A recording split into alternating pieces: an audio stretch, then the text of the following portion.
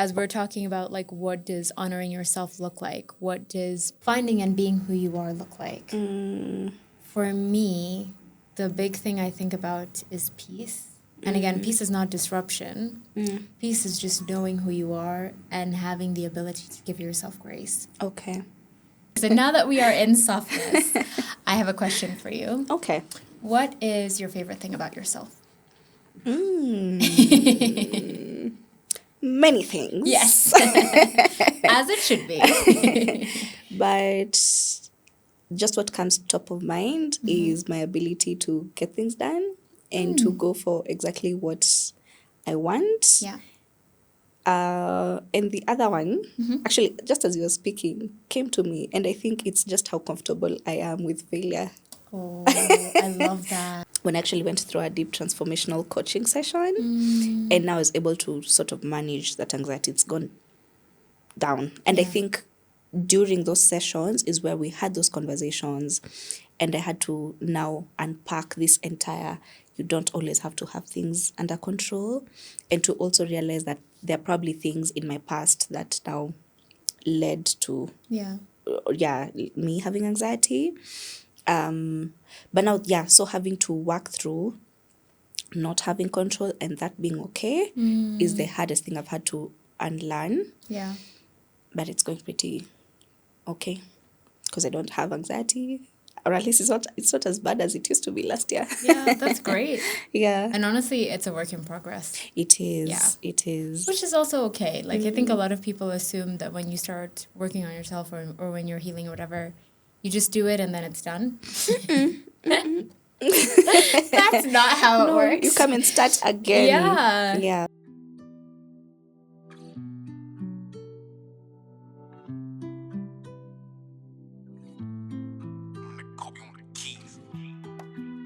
Hi, everyone. Welcome back to The Soft Edit. This week's guest is Daisy Keter. Welcome to the podcast, Daisy. Thank you. So tell us a little bit about yourself. Who is Daisy Keter?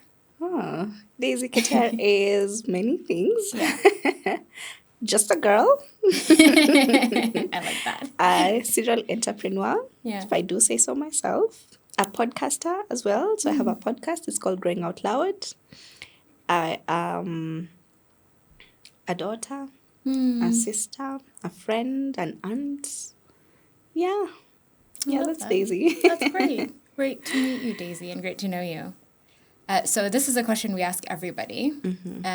What does softness mean to you? You know, you sent me these questions yesterday, and that was the first question. I was like, It got me really thinking. Yeah. So I reflected actually back to the weekend, this past Saturday, and my sisters and I had gone to some place in Tigoni, and we were on a canoe. That was my first time probably on a canoe. Just, it was like a dam, a small dam, but you can canoe, swim in the dam and all that. Yeah. And as I was canoeing, I remember telling my sister, because I was done doing it, and I'm like, I feel like I'm in my masculine energy so much. I don't feel any soft, like, I think softness to me feels very, things come to you with ease and you just exist, and somehow I don't feel soft in that sense. Yeah. And actually I remember as I was preparing for this, I was like, so to start feeling soft, put on a dress that makes you look girly, let your hair down, ensure you have lipstick, put on heels so that you can feel some softness, so that we can channel that energy. Yeah. So to me, soft is lack of energy, effort. Yeah, is the absence. Actually, I think for me, soft is the absence of effort. Ooh, is that interesting? Yeah. I think it's different to everybody, to be honest. Okay. I think for me, it is not really the absence of effort, but it is like coming from a place of peace rather than coming from a place of like anxiety. I think it's really being at peace with yourself and who you are, which doesn't mean that it's not like hard or it doesn't require work or some days it's more difficult than others. Yeah. It just means that you you know yourself and you are kind and considerate of yourself. Yeah. Okay. Yeah. I love that. And now let me just ask. Yeah, please. Yeah, actually, I have two questions. Okay. Let me start with, yeah, you see, like I mentioned, that because for me, soft feels, and I guess that's what society sort of wants us to, that Yeah. whole masculine energy. And as a lady, probably you should, I don't know, attract. Yeah. As opposed to, Yeah. all that stuff. So, in the modern day context, and even when we say we want a soft life, again, it goes back to that absence of effort thing. It's like things just flow to you. Yeah.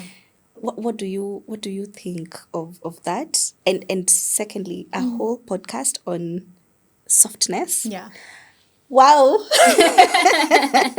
I don't think I'd have more than 3 things to say about it. So yeah, maybe just tell me a bit more about that to just understand this, because to me it feels very foreign. If I'm Yeah. being fair. No, fair. And I think what you're saying around like softness being masculine energy is definitely like a narrative that's been floating around. And this positioning that women should just be like soft, feminine all the time, and that's our role. It's actually not something I agree with. Okay. I am regularly in a masculine energy. I don't think that like work, success, going after things you want, ambition are masculine traits. Thank God. Yes. Okay. I think absolutely. I mean, if you look at even society Yeah. and how women have kind of operated throughout history, women have been really strong archetypes and have been really strong characters in shaping our history and our world. Yeah. And even if you think about what a woman goes through Yeah. in their life, especially in today's society, we're the only ones who can give birth. We are the ones who go through like all of the fertility, like menstrual, cycle and really hard things actually physically on our body. And yet we're still moving in spaces and thriving in spaces. So I actually think women naturally are very strong. Yeah. And I don't think they should be minimized to side characters. I think, if anything, we are protagonists. And that's what this podcast is actually about. Because to me, softness is honoring who you are. That's all it means. Like making peace, understanding, knowing, and getting to know who you are and honoring that person. And that means if you want to go ambitiously after something, Yes. go after it. And that is soft. And that's okay. That's okay because it's coming from you and it's coming from something that you want, not what other people are telling you to be. So yeah, I think softness for me is being at peace with who you are and honoring who you are. That's so affirming. Thank you. You're welcome. Yeah. You're welcome. But I totally agree with you. I also struggle with this narrative of like, and I really feel like it's been pushed a lot lately of like the trad wife and like your role as a woman is just to take a back seat. Yeah. If you want to take a back seat, take a back seat. That's fine. Yes. But if you want to sit in front, if you want to drive the car, drive the car. Yeah. Like nobody is saying what you should be, as long as you're making a decision that honors who you are and that comes from within and what you want. Then it's soft. Then it's the real version of you. Okay. And actually, we called it the soft edit, not really because we're all about softness, although softness is very important to us. Honoring who you are is very important to us. But because what we found was everybody is so keen to tell like a more sanitized version of a story. Like no one will talk about failure, they'll talk about success. Or they'll talk about the failure after they've gotten success. So it's a very clean, one-dimensional version of a story. Whereas we're kind of calling it the soft edit because we want the messy version of the story. Okay. Yeah, so like the up and down, not like a hard edit, a soft edit. You know, that's nice. Now with that in mind, and I do concur. Yeah. Even for me, even with the podcast growing out loud, Yeah. it's literally about it. Like, I'm just going to grow out loud, fail publicly, Yes. and figure it out publicly as I go. I love that. But it's almost natural for Yeah. you to think, even as I saw, for example, the questions, to think of the highlights so that I can come and talk about, the highlights. Yeah. But now that you mentioned that, I'll keep it in mind even when responding to, if anything, talk about the failures more Yeah. than the actual successes. Yeah. Which is okay. And again, like if you get to, and this is what I really wish for everybody, and it's active work for me too. If you get to a place in your life where you're really at peace with who you are, you give yourself grace in failures, right? You're not expecting success all the time. Nobody has success all the time. Yeah. But it's about how do you manage those failures and how do you give yourself grace through life? Because life is hard. It's ups and downs. It's evolution. It's a lot of things. And you are the most important relationship that you have. Yeah. So if you're not going to be the one to give yourself grace and kindness through it all, then what's the point? Yeah. Yeah. Okay, I love that. Okay, so now that we are in softness, I have a question for you. Okay. What is your favorite thing about yourself? Many things. Yes. As it should be. But just what comes top of mind is my ability to get things done and to go for exactly what I want. Yeah. And the other one, actually, just as you were speaking, came to me, and I think it's just how comfortable I am with failure. Oh, I love that. I've realized I have no, actually, I don't struggle with like shame or embarrassment. Oh, wow. Ever since I was a child. Really? Yeah, because I look back, even as when I was in high school, for example. Yeah. I remember, core memory. Yeah. I vied to be the deputy dining hall captain. Okay. And I remember at the time I was in Form 2. And I think I had rubbed shoulders or something with the Form 4s at the time. Yeah. So, yeah, for context, in high school, we have like Form 1, Form 2, Form 3, Form 4. Yeah. So, at the time, I remember I was going up against, technically, Form 4s are the decision makers in this sense. But I still knew they don't like me and I'll still go for it. Yeah. And I remember we used to have to do like a public debate, debate for like the top positions. Okay. And I've never forgotten, I was told, Daisy, it is said that you are proud and arrogant. And I knew for sure that question came from the Form 4s. But imagine, I still won. That. Yeah. I still won because the others didn't like me. Form 1s, Yeah. Form 2s, Form 3s liked me. So at that point, that's something that I should have maybe felt embarrassed about or maybe not have wanted to go for that thing. But I still did it and I, came out on top and I was like, it's fine, That's amazing. So the thing that I love about myself is my grit. The fact that I am comfortable with failure. Actually, the more I do life, the more I realize I might as well just fail quickly and move on to the next thing. Yeah. And my smile. That's lovely.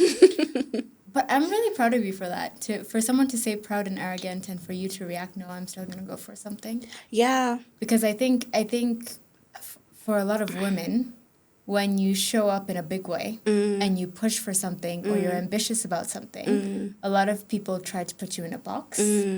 And one of the things they really throw at you is, oh, you're bossy. Oh, you're too much. Oh, you're this. Oh, you're that. And it's like, no, I'm just going for the same thing. I'm going for something I want that's important to me. Yeah. Why shouldn't I? Yeah. Yeah. Yeah. And I think looking back, it did stick with me because you see, up until date, I remember being told I'm proud and arrogant. Yeah. And over time, I had to generally look back and say, okay, so what is it about me maybe that could be coming off as, proud and arrogant, as they said. And to a certain extent, I was like, okay, I know what I want for myself, and if it's not causing harm to anyone, because I think highly of myself, and I've said this even on my podcast, because I think highly of myself does not mean that I think less of you. Yeah. It is just how I think about myself, I still accord you the same respect and... Of course. Yeah. So with that, I was not comfortable. But aside from that, now I had to work on, because I realized, okay, maybe I may have been a bit opinionated on other people's, at least when I was growing up. I figured it out. Yeah. Maybe I was a bit opinionated on other people's, how other people do things. Yeah. And now that's was like, oh yeah, but then Daisy, yeah, that has nothing to do with you. So Yeah. leave that alone. Yeah. Focus Fair. on yourself. So Fair. I think, yeah, that's how that went. Okay, fair. No, I like that. And I like that self-reflection too. I really actually struggled with shame and a fear of failure 100%, which is why I'm so impressed that like early in your life you already were like, Yeah. you know, no, it's not for me. I'm gonna go after what I want. Yeah. Oh, for sure. Yeah. I have a similar very like cringe moment that it actually took me a really long time, and it's so silly, but it took me a really, really long time to like just not remember and like cringe when I hear it. I was in high school as well, and I was receiving an award, and I received the award, and then I thought it would be so funny to like do the finger guns, you know, as I was walking back to my seat. I don't know why I thought it would be so funny. I just thought it would be so funny. And until today, Your intrusive thoughts took over. they did.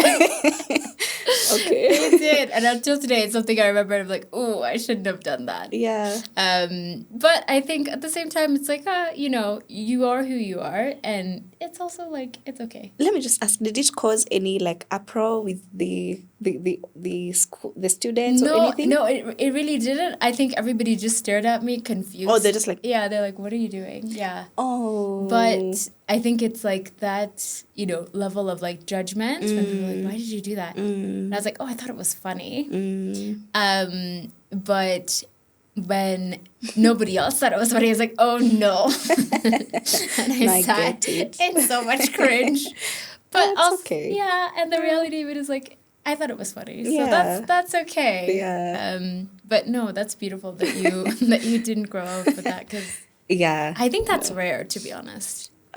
Yeah, no, yeah. Actually, looking back, I remember a lot of people would be like, Daisy, when you don't feel it. I'm like, we all feel at some point some form of shame and embarrassment. Yeah. At some point, every one of us will fuck up. Is that okay? That's on okay. Here? Okay. Yeah, so at some point, shit will just hit the fan, you know, for everyone. Yeah, it's true. So you might as well just go on. Plus, at the end of the day, you can't really control what other people think of you. I try to remind myself this. True. I'm like, it's fine. True. Yeah. Oh, I love that. And maybe sort of related to that, I'm curious, like, what has been the hardest thing for you to unlearn? Like, what has been the thing that you have really struggled to unlearn, and then also to rewire your brain to choose different or think differently? Yeah. So one thing about me, I had working on it. Yeah. An obsessive need for control. Oh, can relate. So that, and then now, you know, the more you go through life, the more you realize there's so much that is not within your control. It's true. There's also a lot that is within your control. Yeah. To be fair. Yeah. But there are a lot of things that are not within your control. Now I've just had to unlearn that it's okay to just let life be and take life as it comes, because there's nothing you can do about it. And now I noticed, actually, I struggled with anxiety quite a bit.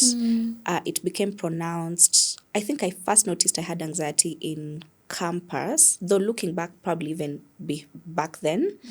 But in campus, I remember just before I'd do my exams, I'd have like a running stomach and stuff, and I'd had to go to the hospital. And I remember someday I went to the hospital, and the doctor asked me, because I told her, every time we're almost closing school, I'm always sick. Yeah. And then she's like, oh, you have exams. I'm like, yeah. So could it be that the exams are giving you anxiety? And I remember being like, no, not really, because they're just exams. They're just exams, yeah. But now I went back and reflected, and I realized, whoa, yeah, it is. And then now this entrepreneurship world can eat you out and eat and chew you out, literally. So it became pronounced then up until sometime last year, when I actually went through a deep transformational coaching session, and now I was able to sort of manage that anxiety. It's gone down. And I Yeah. think during those sessions is where we had those conversations, and I had to now unpack this entire, you don't always have to have things under control, and to also realize that there are probably things in my past that now led to Yeah. me having anxiety. But now, so having to work through not having control and that being okay is the hardest thing I've had to unlearn. Yeah. But it's going pretty okay because I don't have anxiety, or at least it's not as bad as it used to be last year. Yeah, that's great. Yeah, And honestly, it's a work in progress. it is. Yeah. It is. Which is also okay. Like, I think a lot of people assume that when you start working on yourself or when you're healing or whatever, you just do it and then it's done.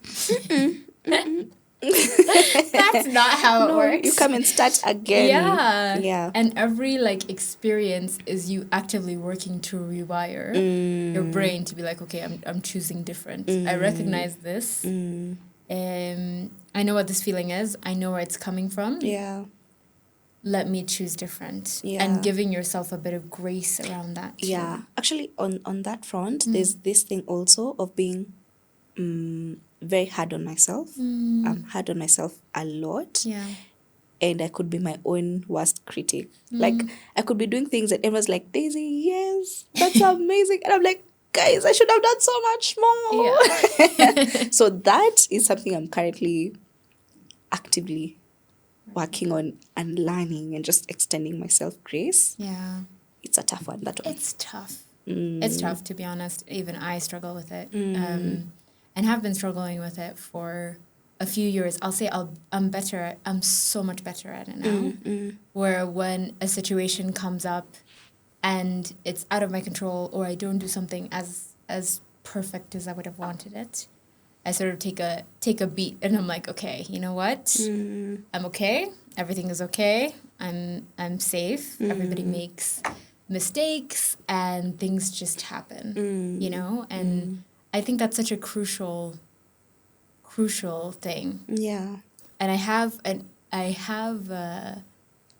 worked with a lot of men because of the industry that I'm in. Yeah. And what I realized about men specifically is for a lot of them, when they make a mistake, they just shrug it off, you know? Like it's something a bit small. Like they'll be, oh yeah, my bad, or oh, they won't even address it. They'll just kind of skate over it. Whereas I find a lot of women, myself included, for most of my career, when I make a mistake, I panic. You know? Yeah, you're like, how dare I? Yeah, you know better. Right. Should have known better. I'm like, how did I have the audacity to make this mistake? Yeah. And you really sit in it, and it really can shrink you. And I think one of the kind of interesting benefits of having been exposed to working with a lot of men is I just got to a point where I realized, oh, I'm gonna do what they do. Like I'm gonna shrug it off. Oh yeah, like my bad, and then never think about it again. Yeah. Ever. And that like has been honestly the biggest game changer for me. So just shrug it off and be like, Yeah. well, Because- it happens. So we Exactly, move. exactly. And move on. Yeah. Because mistakes are a part of life. And like you said, some things are out of your control, some things are in your control. Yeah. Even when it's in your control and you make a mistake, you're a human being. That's allowed. Everybody makes mistakes. Nobody is perfect all the time. And so releasing yourself from that and releasing myself from that has been like, I would say, the biggest life upgrade. Yeah. Yeah. That's great. And especially for me, I guess my takeaway from that Yeah. is never think about it again. Yeah. Like, because the thing is, okay, fine. I will shrug it off and be like, okay, we move. And then on some random Tuesday, Yeah. I remember and I'm like, oh, what did I do? What did I do then? But okay, yeah, so never think about it again. Yeah. It sounds simple, Yeah. but truly, It's tough. It's tough. Yeah. It's not as easy. It's really tough. Yeah. Yeah. Okay. And I think when it comes back up, because again, I think rewiring your brain and changing the way you react to things takes time. So when it comes back up, I think you shut it down again. So when you remember something you did, oh, I shouldn't have done that. Shut it down. It's like, oh, yeah, well, it just happened and that's fine. Yeah. Yeah. Okay. Because Yeah, stuff happens. Yeah, and I give love it. give yourself grace. Yeah. Like it's not a lot of it is not that deep, you know? And I think that's also something I have learned as I've gotten older. Yeah. A lot of life is really not that deep. Mm. It feels in instances with like you have so much urgency. Yeah. And like there's no room to fail, but that's just not true. Yeah. Okay. Okay, love that. And in this journey of evolution that you've sort of gone through, Yeah. what have you learned about yourself that surprised you the most as you got older?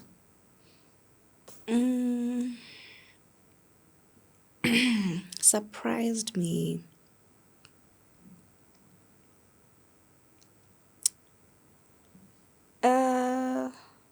I think I was speaking to you about this yesterday, and I was reflecting on how I started like this entrepreneurship journey thing. Yeah.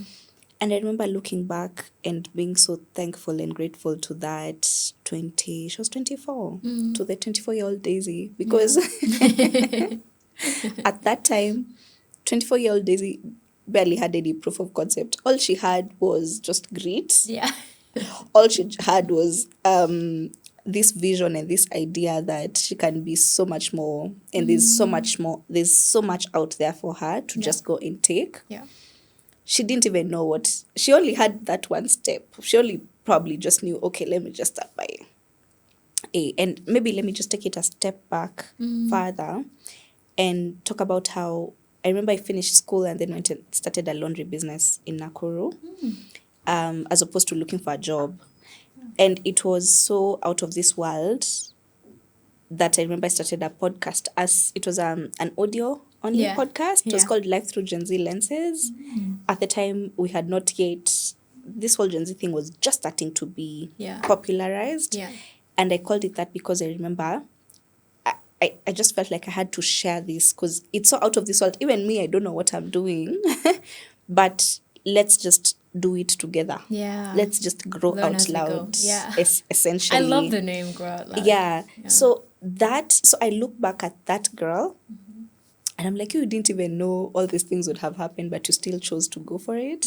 So even now, as I work on getting even bigger, I channel that 23-year-old Daisy's energy. Yeah. Because I'm like, if she didn't know anything and she got us to where we are now, Yeah. then there's so much more that we can do, even though we still don't see it yet. So that has surprised. Now what surprises me is the fact that so I can keep going even though I don't know what is happening. Yeah. Yeah. So it surprises me the most about myself, and I am appreciative of me for that. Yeah. That's beautiful. Yeah. Yeah. I think having the ability to jump into the unknown is it's scary. Yeah. But it's good. It is good. It's scary but good. It is good because I think when people think about the unknown, they think about the bad stuff. They don't think about like the potential or the good things that could come out of it. Because to some degree, like the bad stuff, you can survive. Yeah. But the good stuff, missing the good stuff would be so sad. Yeah, exactly. Yeah. So yeah, there's that popular phrase for what if it all works out? Just imagine. Yeah. Just imagine if it all works out, I know. you know? Yeah. Yeah. What about you though? What because I'm curious as you go through, because it's a journey of learning and unlearning and Yeah. what has surprised you the most about yourself? It's a good question. So I spent a lot of my life, I'll say, so conscientious of other people and never wanting to be like a villain in anybody's story.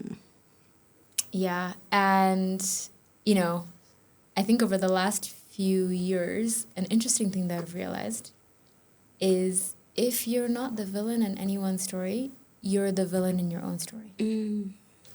Because that means you have forsaken yourself so much for everybody else to make sure everybody else is appeased, is comfortable, and just like forgotten yourself. And I find that a lot of the time it costs you yourself. Yeah. So it was interesting because something I thought that was a really good thing about me for a really long time actually turned out to be a bad thing. But that took me an embarrassingly long time to figure out that it's actually not a good thing to live like that, and you shouldn't be living like that. Yeah.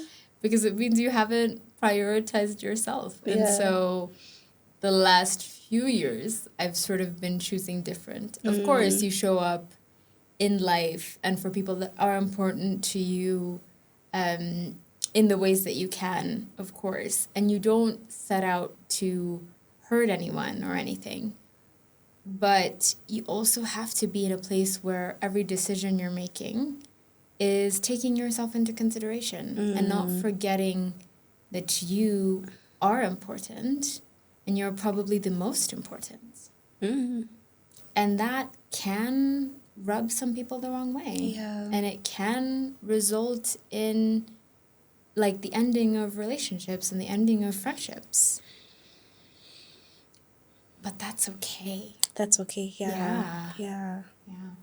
Wow. And this people pleasing. Yes. People pleasing thing. It is. That is quite common, especially with women. Yes. Actually, I'm curious. Are men people pleasers? It's a good not question. To make it a men versus women thing. It's a good question. Yeah. I think they are, but in a different way. I think women are people pleasers to a much higher degree. Because even like culturally, we're already socialized to be like, you go last, everybody else goes first. Yeah, you don't should shout too much. Yeah, just don't be loud. Be quiet, smile. Be pleasant. And that's really conditioned into us. I think men are more comfortable taking up space, but they struggle with something different, which is society has different expectations of them. And so they're trying to fit into what that definition is, which is probably challenging in a different way. Yeah. Okay. But I agree with you, and I don't love how women are socialized to be like agreeable and... Tell me about it. Yeah. It's not like we're also human beings, you know? We also get to have opinions. Yes. We also get to do hard things, and we also get to take up space. Like it's not... Yeah. Is that something that you've ever struggled with? People pleasing? Yeah, absolutely. And when I think about it, work-wise, not so much. I guess it shows up the most in like my romantic relationships for some weird reason. I don't even know. Maybe therapy could unpack that. But yeah, I guess people pleasing does show up for me in romantic relationships the most, where I'm trying to be, like you said, agreeable, and I hope I'm doing what is expected of me according to you know, and not necessarily catering to my own needs. Though I do acknowledge that in a relationship it's a two-way street. So but it's two ways. Yeah, it is. It has to be two ways. It has to be two ways. That's the thing. If it's one way, and if you are, because I have also learned this, if you are the one that's kind of compromising everything, trying to meet their definition of what they want, and they're not making the same kind of level of effort for you, that's 100% a problem.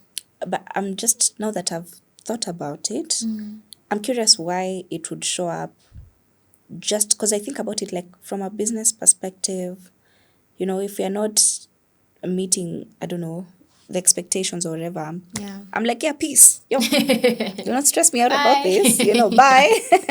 Even with friendships, I think, I guess even with friendships, I've struggled with that a bit, but more so with now my romantic relationships. And I don't know why. I have no idea. Therapy, maybe. I mean, therapy is always a good idea. But I do think it actually comes from a place of how we're all women are socialized. Like getting married is so important. Being in a relationship is so important. In a societal view, that makes you more important. And I think that in and of itself is also a bit sad because we're not conditioned to look for a partner that is an equal.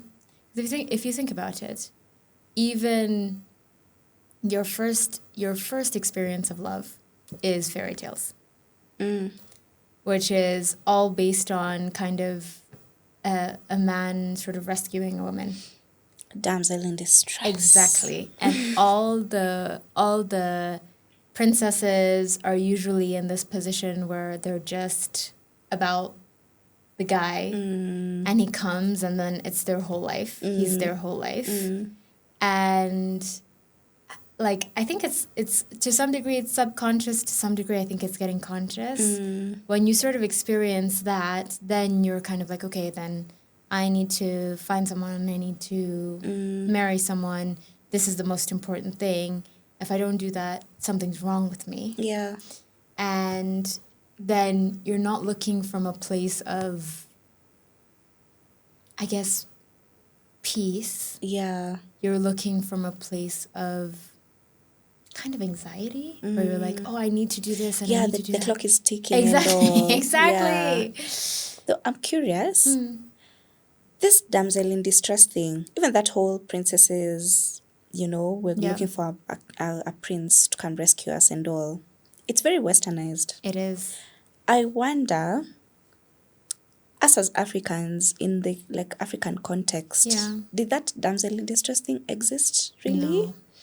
No. Because how it would work is when you're of age, a man would come and seek you and take you from your parents' home, and then becomes, I don't know, was there any aspect of rescuing truly? I don't think sure. So, but I think what was there in a lot of our cultural context is that the man would choose.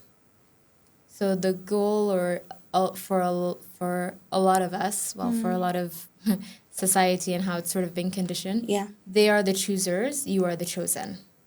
Which I think that in and of itself still has something wrong with it in terms of that frame of mind. I think we all need to be operating from a place of we're both choosing. I choose you, you choose me. Absolutely. Yeah. We've come together because we appreciate one another, and we, I want you and you want me. Yeah. Okay.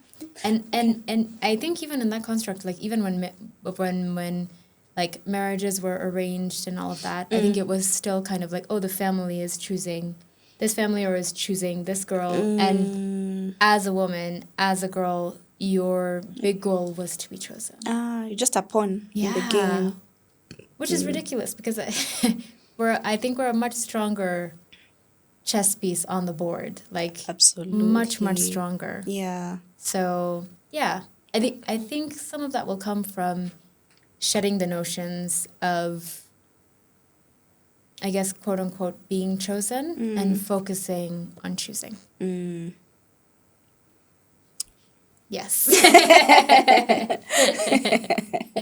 Because I was talking to one of my girlfriends about this. She was talking about someone that she was dating that she was kind of like questioning. And she was telling me like, he was good on paper, but he didn't like really know how to show up for her. He didn't really know how to care for her, how to love her. And he didn't really seem interested in learning. He was kind of like, I am who I am. Low-key deal with it, which a little problematic. Yes. But then she told me, like, in this moment of real vulnerability, she asked me, like, what if that is as good as it gets? Exactly. Like, what if this is the best that I can do? Yeah. Now this is the... Yeah, that's what she was asking. Okay. And my response to that was, you're asking the wrong question. The right question is, can I live with this for the rest of my life? Not the chosen, you're the chooser. Yeah. So choose someone that actually is right for you. Yeah. This relationship thing. Yeah, it's a lot. It's a lot. Because sometimes you can see, even you, like, on paper, Yeah. you can see, anyway, this is wrong. This is a deal breaker. Yeah. But somehow, just somehow letting go can be quite difficult. I don't know. So even as she said that, it's the fear of, guy, this is as good as it's going to get. If he leaves, that's it. I'll just be alone, maybe, or Yeah. I'll never find anything like this. Yeah. But like you said, if you think about it, if that's something she's not willing to live with, or if she's going to live like that, she'll be miserable. Yeah. I think loneliness is a better misery I to was choose. about to ask, like, is alone really that bad of a thing? Because but I think this is how it's like socialized and communicated. Like, oh, you don't want to end up alone. Oh, you don't want to be, alone. And I'm like, if you're really at peace with who you are, and if you really build a life that you enjoy, that honors Yeah. you, that is the right life for you, Yeah. being alone is not the scariest thing in the world. Being with the wrong person is. Should be scarier. Yeah. Yeah. No, me, for sure, that loneliness thing hits me quite a bit. Yeah. And to be fair, especially like on Sundays. Yeah. Sundays are a very lonely time for single people. Yeah. But I'm like, if you must choose your hard, loneliness can't be that bad. I agree. I think so, yeah. Someone else can make your life harder. Absolutely. Yeah. And to look back and think you lived a life of misery out of your own choosing, because you are, again, loneliness is better misery, in my opinion, than being in a space where you are not appreciated and loved and cared for. I agree. I think so, yeah. I agree. I think it's worse to be lonely in a relationship. Yeah, because a lot of people are lonely in relationships. Now what's the point? Yeah. Then now what's the point? Yeah, because relationships are about connection, and so if you don't have that, then yeah. But I would love for a lot of us to just rewire our brains to think about choosing, not being chosen. I'm just curious, what's step one? Because yeah, easier said than done. And okay, let's do our brains and stuff. But what's step one? Because we'll say that, and then it gets to Sunday afternoon, and you're like, yo, yo, this is lonely. So maybe what are the steps that you take towards rewiring your brain in that context, and just being comfortable in your own, by yourself maybe, or with the choice? In this case, actually, it would be being comfortable with the choice that I feel like this is not for me. Yeah. It can get better than, and if it doesn't get better than this, it's okay then. Yeah. How do you do that? How? So I think when it comes to dating, what I have learned is, and what I always also advise my friends to do, is to say yes until you want to say no. So like, say yes to being open to knowing someone, to getting to know them better, to understanding who they are, until you have a reason to say no. And when you come into dating, it shouldn't be you jump in and you're like, okay, this is my person and I'm going to make it work and all of that. It should be, again, from a place of a chooser. Who is this person? Let me get to know them. Let me get to understand who they are. And then as you get to know them, and over time, when you're thinking about committing to a person, sitting in that and thinking through, like, is this the kind of person I want in my life?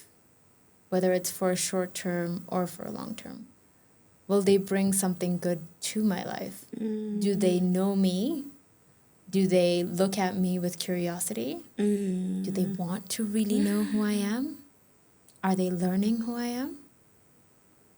Because I think about it like this too. We all have that really good friend that really sees us, really sees us.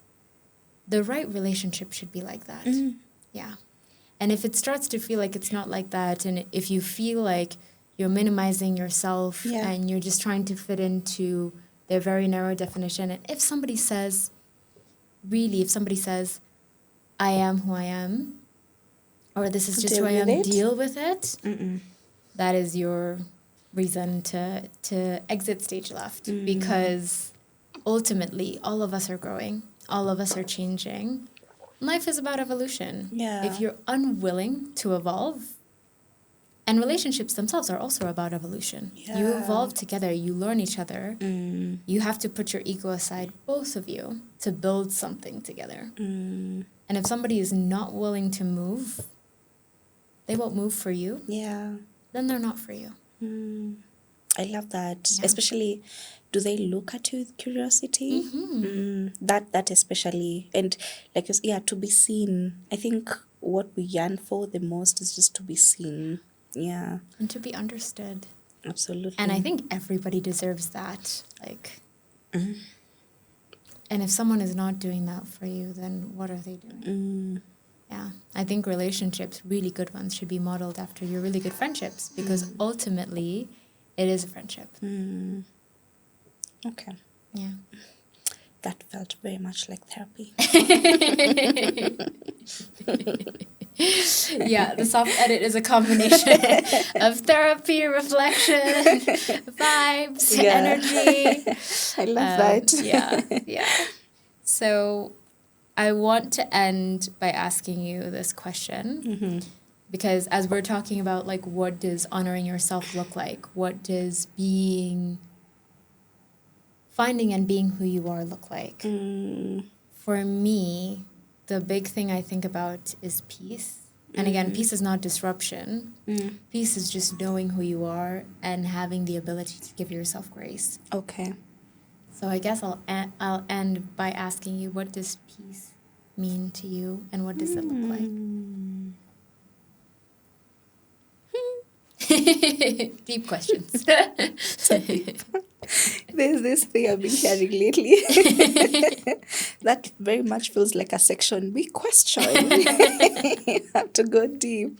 I like that. 20 marks. But truly, what does peace look like for me? It looks like calming my mind.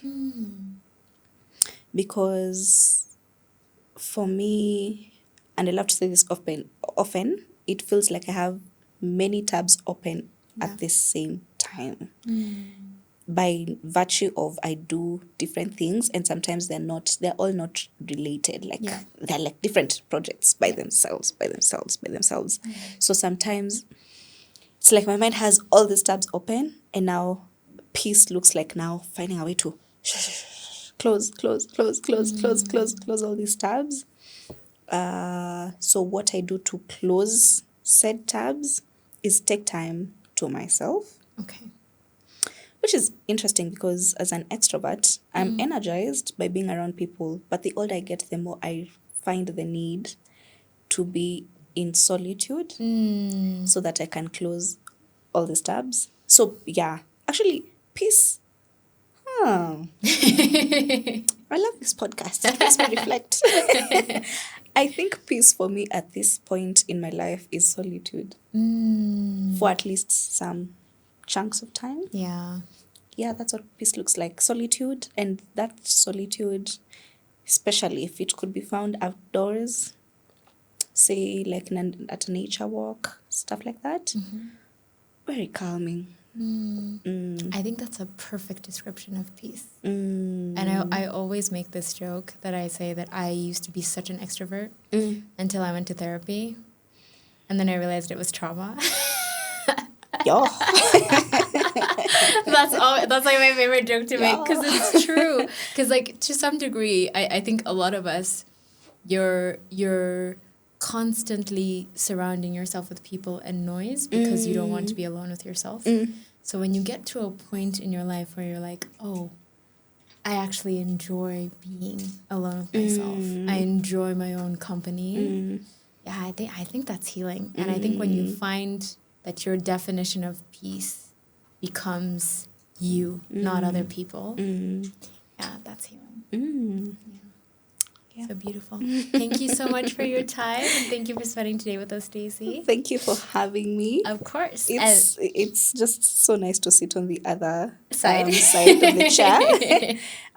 This has been interesting. Yeah. I hope to do this again. Yeah, please. You're always welcome back. And thank you all for joining us at The Soft Edit. Remember, you are the author and editor of your life, so make it work for you.